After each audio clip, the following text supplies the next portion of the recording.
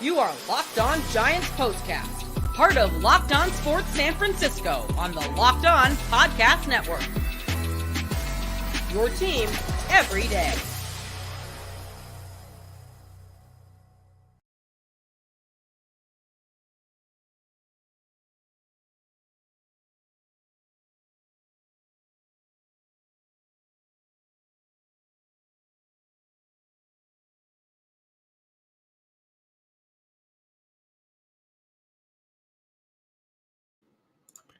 Yo, what's up, everyone, and welcome back to the Locked On Giants postcast. I'm your host, Eric Triple E Engel. You may know me as the former producer for the Murph and Mac show on KMBR, and today, a disastrous sixth inning sinks the Giants as they fall to the Toronto Blue Jays 10-6. This one hasn't quite wrapped up yet. They're still finishing it up in the bottom of the ninth, but the Giants, there's pretty much no way they're going to come back and win this one at this point with 2 outs in the ninth.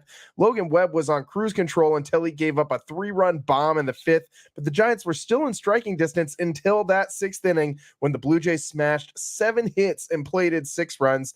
The defense didn't do Logan Webb any favors tonight at all. The Giants added some runs later on, but the deficit was just too much to come back from.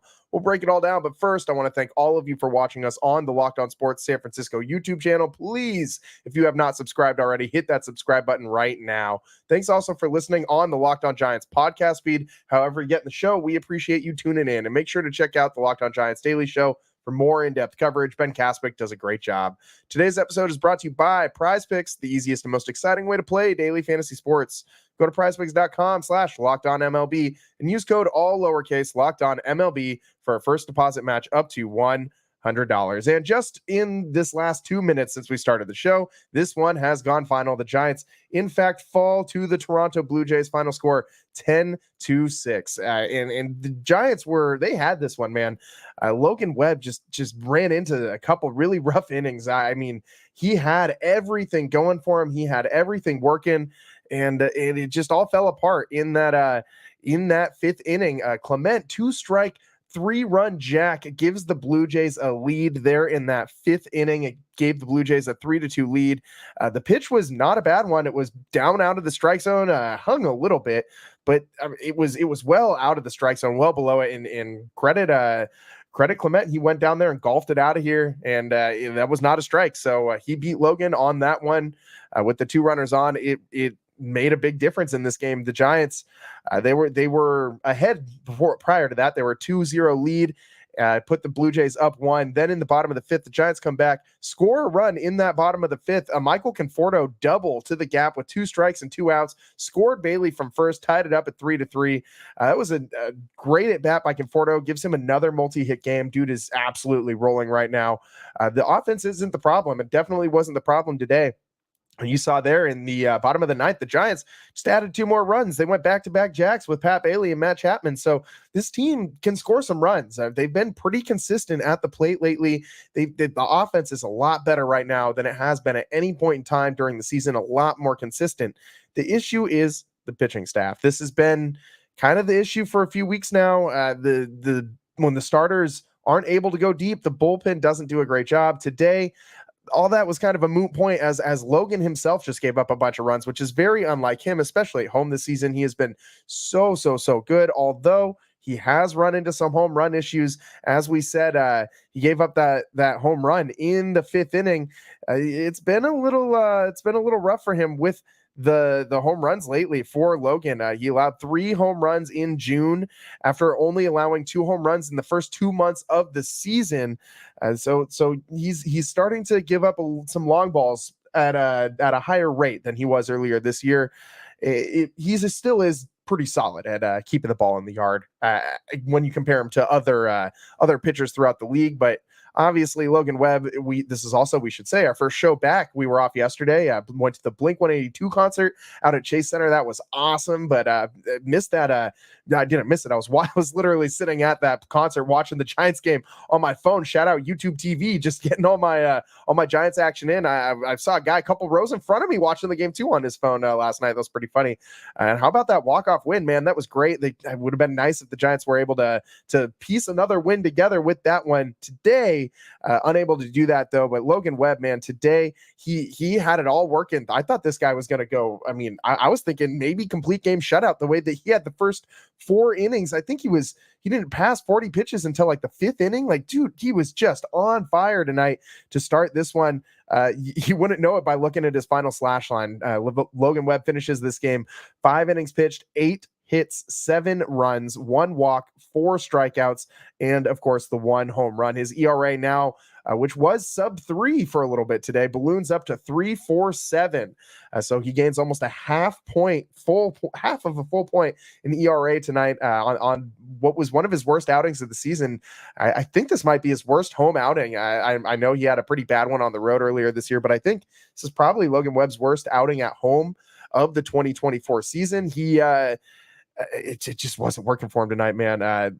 He was doing his normal thing on the mound out there. He's doing the two-seamer and changeup combo, but the changeup didn't seem to be working as well for him today.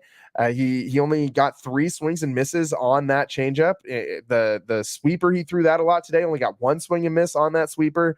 So not working as well for him as it has. The sinker was doing its thing too. He did get 5 swing and misses on that sinker. And it looked like it had good movement early on. It was I'm trying to remember which strikeout it was. He had one early in the game. It wasn't a strikeout. It was actually against Bo Bichette. He had 1 2-seamer against Bo Bichette that just generated one of the worst swings from a ball player I've ever seen in my life. And Bo Bichette also exited this game with an injury halfway through. So maybe he tweaked something on that really awful swing that he had. Logan Webb really made him look silly up there, but Webby, man, not his best outing. 86 pitches to get through the 5 innings of work. He just didn't have it tonight. Did not have it tonight. Giving up a ton of hard contact. I mean, constantly giving his max exit velo that he gave up today was 107.6. It's not very good. So Logan Webb, a very non-Logan Webb outing tonight. And now the Giants, they have to go undefeated if they're wanting to reach 500 before the end, or before the All-Star break, before the end of the first half of the season. I don't think that's going to happen at this point. I think that we can pretty much all come to the conclusion that that's just not in the cards for the Giants this year. They're allergic to 500, man. Every time they get close, every time they start to make you believe, they do something to lose a game. They do something that make you say, maybe this team isn't that great. Every time that they do something good, I mean, they win a series against the Dodgers, win a series against the Braves. They play tough against Cleveland, only lose by 1 run. Come back here last night. That was a really weird way to win a game, but they stole one from the Blue Jays. You think maybe they can rally again tonight, get within 1 game of 500? Nope, they're going to lose again. So and Toronto's not very good. This is with the win, Toronto's 42-50. Not been their year for sure. They have a lot of talent on that team, but just not clicking the way that it was in years prior. The Giants 45-48 on the season today. And Webb, I mean, he was doing the ground ball thing too. He had 7 ground outs, 3 flyouts. So he was really cruising, man. Like that's just baseball. Like you dude was on fire. Just you got your ace on the mound. You're rolling. You think everything's a-okay, and then all of a sudden, just kind of runs into a speed bump and just goes completely off the rails. And that 3-run home run that he gave up in the 5th inning was not the best.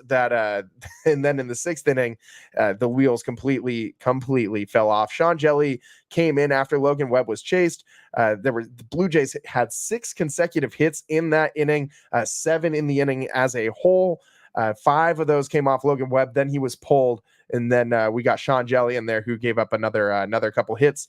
None of those runs were charged to Jelly. They were all inherited base runners. All of that goes to Logan Webb. And also in that 6th inning, we got to talk about the defense, man. That defense was really, really, really bad. Wisely had 2 really not great plays at short that we got to talk about that. The outfield defense, Ramos and Conforto just not able to get the fly balls. That looked really bad too. We should take a quick break here, get into the defensive miscues tonight from the Giants on the other side.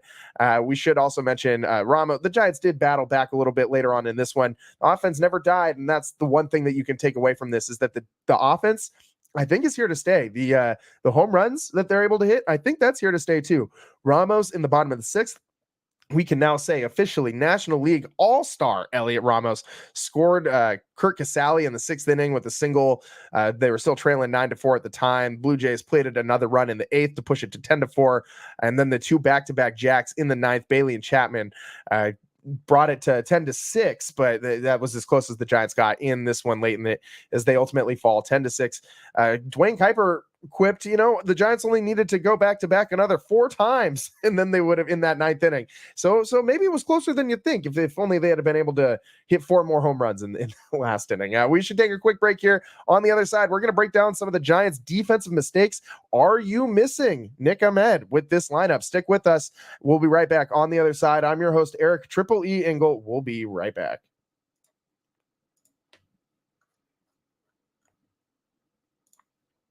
This episode of the Locked On Giants postcast is brought to you by Booking.com. Booking.yeah. With summer travel heating up, especially travel for baseball games, it's time to explore those U.S. cities you've always secretly wanted to learn more about. Yes, we're talking about your rivals' cities. With hotels, bed and breakfast, vacation rentals, resorts, and so much more on Booking.com, you might just find your perfect stay even in your baseball rivals' city. Oracle Park is the best stadium in all of baseball, but sometimes you got to check out some other parks to remind ourselves how perfect the Giants home field really is. Coors Field in Denver is pretty nice this time of year. Shout out my girlfriend who's in Denver right now for the next week. And Petco's pretty nice down in San Diego this time of year too. Within the last year, I have traveled to both these places, and I absolutely love both of these cities, man. So many fun things to get into. But, I will also say, Dodger Stadium is down there. Venture to Dodger Stadium at your own risk. LA has some other things to do, but we all know how Dodger Stadium can get. Just be safe if you're going to go travel down there. From hotels that overlook stadiums to family-friendly resorts, Booking.com has so many choices across the U.S. for your summer travel this MLB season. The right stay can make you a fan of any U.S. city, even your rivals. Book today on Booking.com, on the site, or in the Booking.com app. Today's show is also sponsored by Game Time. Game Time makes getting MLB tickets even faster and easier. Prices on the Game Time app actually go down the closer it gets to first pitch, with killer last-minute deals, all-in prices, views from your seat, and the lowest price guarantee. Game Time takes all the guesswork out of buying NBA or MLB tickets. I love the last-minute deals where you can save up to 60% off buying last minute for sports, concerts, comedy, whatever you're into. Zone deals are pretty sweet too. If you know you want to go see the Giants and you know you want to sit in a specific part of the yard, like maybe on the right field wall, up in the arcade, it's a great view up there. Or maybe you want to get a little rowdy in the left field bleachers, have some brews. You just choose the section and let Game Time choose the seats. Save even more money. And of course, you got to love the all-in pricing. Make sure to toggle this feature on to show the total up front with no surprise fees at checkout. I hate surprise fees. So this sounds great to me. Take the guesswork out of buying tickets with Game Time. Download the Game Time app, create an account, and use code LOCKEDONMLB for $20 off your first purchase. Terms apply again. Create an account, redeem code LOCKEDONMLB, LOCKEDONMLB for $20 off. Download the Game Time app today. Last minute tickets, lowest price guaranteed.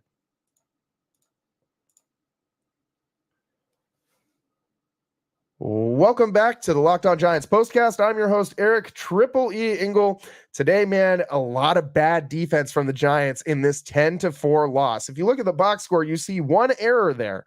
However, if we're talking about plays that should have been made that weren't necessarily ruled as errors, if this was an away game, I think a few more of those, at least one more of those is put in the book as an error. I don't know how both of those Wisely plays. I mean, the exchange, you can't give someone an error for not making a double play, but that was as easy of a double play as Wisely was going to get in that 6th inning. The Giants got a ground ball, a force out at second, and the runner it was hit pretty hard. The ground ball was, so the ball came into second pretty quick. The runner did not affect Wisely at second base. Wisely catches the throw pretty easily. But on the exchange, he drops the ball, and there was no slide coming into the base. He didn't even have to move his feet at all. All he had to do was catch that ball and throw it to first base. Sometimes mental errors happen. You said, that's exactly what that was. Wisely just flubbed the ball out of the glove and it fell. S happens. S happens. I'm not going to say that 4-letter word. I like my job, but you know what I'm getting at. And sometimes you got to just move on from that. But another ball in that inning, a hard hit ball at Wisely, got him on an in-between hop, but still probably a play that a big league shortstop should be able to make. Wisely, it eats him up. And if these two things had happened during different rallies, in different innings, in different games, I probably wouldn't have even noticed it, honestly. Probably wouldn't be a thing that I'm sitting here thinking of, talking about on the post-game show. It would have been just like, the backup shortstop, who isn't really a backup now with Nick Ahmed gone. He's kind of the everyday guy over there with Tyler Fitzgerald. But if a sharp grounder eats up the backup shortstop, is that really something we're going to sit here and dissect? Probably not. But right now, Wisely is option one at shortstop. Wisely and Tyler Fitzgerald for the foreseeable future. That's what we got at short. And don't get me wrong, I've been sitting on here screaming for Brett Wisely to get everyday consistent playing time. I think that he's deserving of that at this point. He's shown with his versatility, with his grittiness, the multiple different ways he contributes to this team.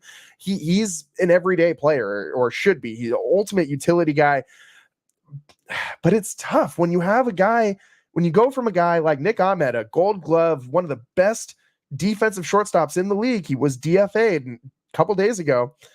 And you go to a guy who is a utility player. He's not a true shortstop. He's not usually there every day. That's a change. Defense matters, especially when you got a guy like Logan Webb on the mound who generates a ton of ground balls, one of the highest ground ball rates in all of baseball among starting pitchers. You need a defense behind him that can make these plays. And I'm not saying Wisely can't. I'm just saying he didn't do it tonight. And tonight you see what the Giants are missing without Nick Ahmed on this defense. It matters, man. And I'm still kind of wondering why the Giants chose to get rid of Nick Ahmed instead of some of the other extra fat on this roster. We saw a guy tonight that has been the bane of all Giants fans' existence so far. And I mean, we're talking about Luke Jackson. He didn't have a bad outing tonight. I'm not going to sit here and dump on the guy when he doesn't deserve it. But if you're asking me who's contributed to this team more this season, Nick Ahmed or Luke Jackson, who do you want to retain on this roster going forward between those two players? I don't think it's close at all. And yeah, I know you need the depth in the bullpen. You need those bullpen arms, especially with all the starting pitchers that have been hurt. You need all of the help you can get, all of the fresh arms possible. But is Luke Jackson really giving you more to this team than Nick Ahmed was? I think I would make the case that Nick Ahmed he's not another arm out of the bullpen, but he's going to help keep your starters in games longer. He's going to help out your pitching just by being out there. And we all know he's not on the team for his bat. He's on the team for his glove. And tonight the Giants missed it, man. And we got to also mention, it wasn't just the infield defense in that inning. A couple of those doubles hit to the outfield probably should have been caught. You saw Elliot Ramos kind of wave at one and miss it. Conforto took a weird angle to one that bounced at the base of the wall in the warning track. These two guys, I mean, Ramos is a plus outfielder. We know that. He is not a center fielder. We've seen that time and time again this season. He makes good plays. Don't get me wrong. Dude is athletic. He's got a great arm. But the way that he sees the ball in center field is not the same as the way he sees it in the corners. And as a former, I never played baseball at like a super high level or of any sort, but I played enough as a kid to know, and I played enough different positions to know ball coming off the bat in center field versus left field looks a lot different. It's really hard to see where that ball's going when it's hit right at you. And that's kind of what it looks like in center field damn near every time off the bat. You see Matos make some bad reads out there as well with stepping in before stepping back.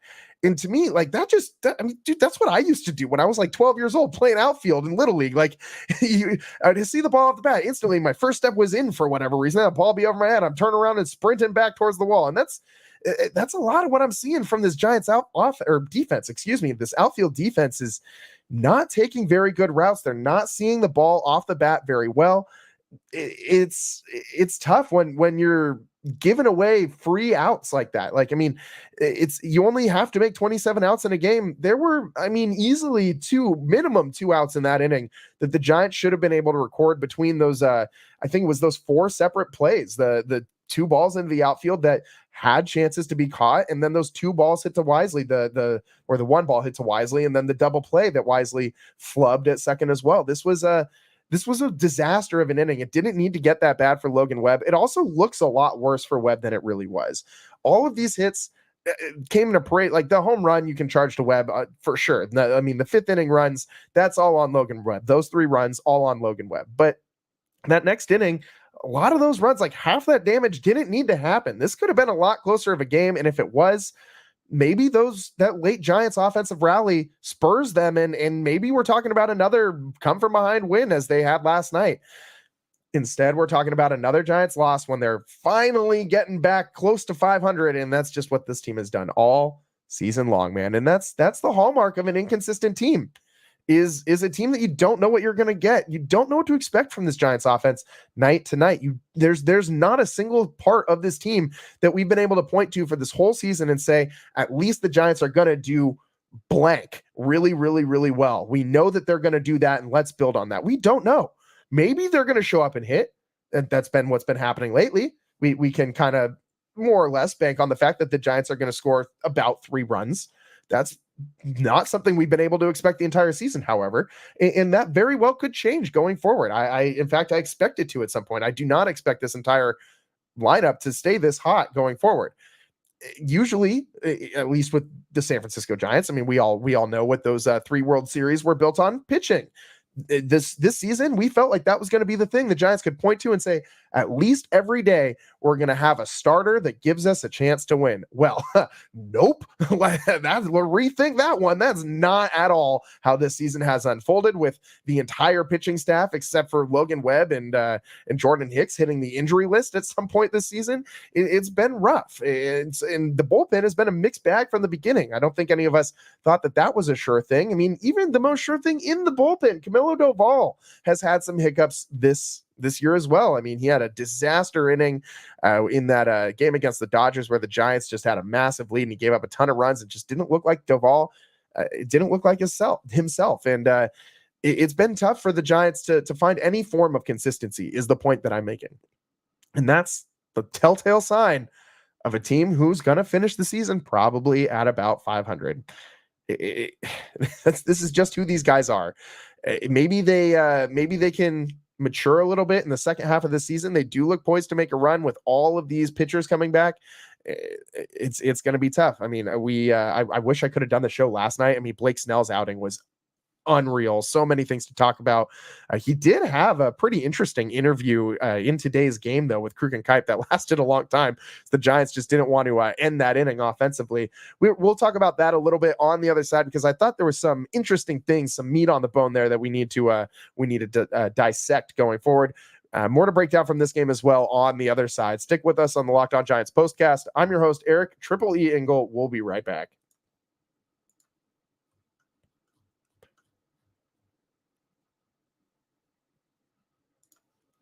Today's episode is brought to you by PrizePicks. PrizePicks is America's #1 fantasy sports app with over 5 million members. PrizePicks is the easiest and most exciting way to play daily fantasy sports. It's just you against the numbers. You pick more than or less than on 2 to 6 player stat projections for a chance to win 100 times your money. Baseball season is officially underway, and there's no better way to cash in on the action than PrizePicks. Add your favorite players from the diamond to your PrizePicks lineups all season long. Whether it's strikeouts, RBIs, or first inning runs, take your pick of more or less and add them to your PrizePicks lineup today. You can now win up to 100 times your money with baseball-only lineups on PrizePicks. If you submit a winning lineup featuring 4 Demon Squares, you'll be able to cash in big time on the biggest moments of baseball's early season. Download the app today. Use code LOCKEDONMLB for a first deposit match up to $100. Again, download the PrizePicks app today. Use code LOCKEDONMLB for a first deposit match up to $100. It's PrizePicks. Pick more, pick less. It's that easy.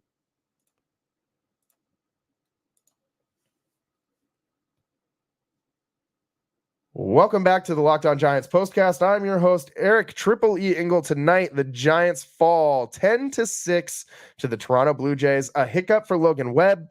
I'm not worried about him going forward, though. Dude is an all-star for the first time in his career, a Cy Young candidate. Even despite this bad outing, I think he's still in the mix for those things. One of the league leaders in innings pitched. His ERA is now going to drop pretty significantly down that ERA leaderboard. He was in the top 10 in the National League prior to this among starters.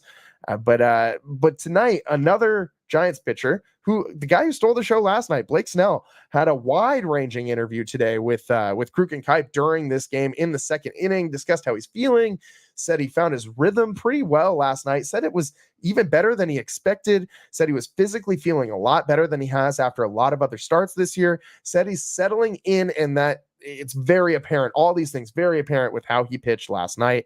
He was so comfortable with that Kruk and Kuip interview, he even started asking them questions, like trying to ask for suggestions where to go in San Francisco to get a bite to eat. He said he hasn't gone out to dinner yet. Kuip told him, go to House of Prime Rib, which, you know, this is a solid recommendation, but man, give my guy Snell some insider tips, Kuip. Don't just send him to the tourist traps. Come on, man.